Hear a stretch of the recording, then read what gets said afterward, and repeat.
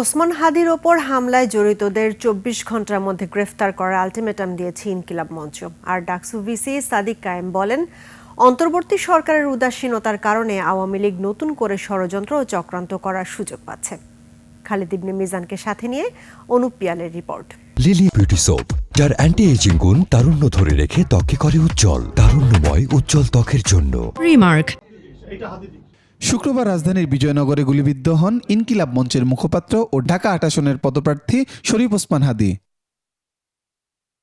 তাকে নেওয়া হয় ঢাকা মেডিকেল কলেজ হাসপাতালে, পরে পরিবারের সম্মতিতে নেওয়া হয় এভার কেয়ার হাসপাতালে।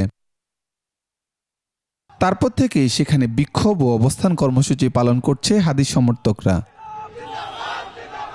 হাদির শারীরিক অবস্থার খোঁজ নিতে যান ডাকসু ভিপি সাদিক কায়েম। তিনি বলেন, সরকারের উদাসীনতার কারণেই এসব ঘটনা ঘটছে।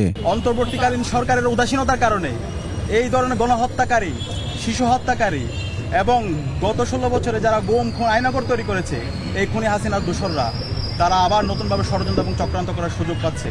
আমরা হুঁশিয়ার করতে চাই, এই স্বাধীন বাংলাদেশে খুনি হাসিনা এবং তার দোষদের কোনো ঠিকানা হবে না। ইনকিলাব মঞ্চের পক্ষ থেকে জানানো হয়, ওসমান হাদির শারীরিক অবস্থা কিছুটা উন্নত হয়েছে, তবে এখন তার জীবন সংকটাপন্ন। আর ফাতেমা তাসনিম জুমা বলেন, তারা কাউকেই সন্দেহের বাইরে রাখছেন না। এবং আমরা এখনো পর্যন্ত জানি না যেটা কে করেছে, আমরা কাউকেই সন্দেহের বাইরে রাখছি না।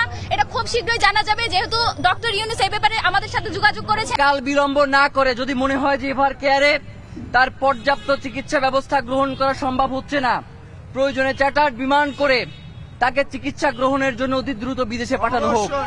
২৪ ঘন্টার মধ্যে জড়িতদের গ্রেপ্তারের আলটিমেটামও দেয়া হয়। আমরা ২৪ ঘন্টার আলটিমেটাম দিচ্ছি। অনুপ পিয়াল, ২১ টেলিভিশন, ঢাকা।